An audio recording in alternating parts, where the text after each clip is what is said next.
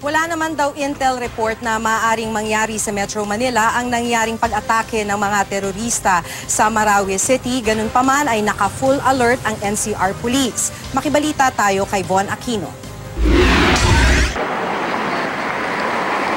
Magdamag na nagsagawa ng checkpoint ng Parañaque Police dito sa Macapagal Boulevard. Ayon sa team leader ng Parañaque Police, regular naman daw nila itong ginagawa sa lugar simula noong idaos ang ASEAN Summit dito sa ating bansa. Sumunod lang naman sila. Wala naman dapat silang ikabahala. Para rin sa kapayapaan naman nila, kaayusan.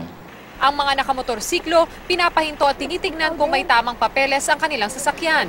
May mga pribadong sasakyan din na pinapara at tinitignan lang ang kanilang lisensya.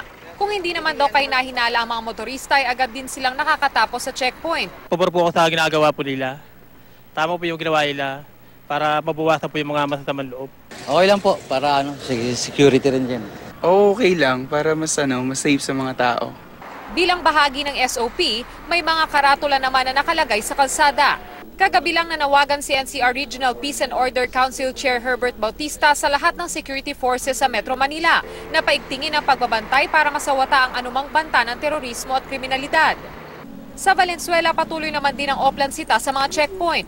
Pinapatigil ang mga nakamotorsiklo para matiyak na may lisensya ang rider at may dokumento ang sasakyan. Von Aquino, GMA News.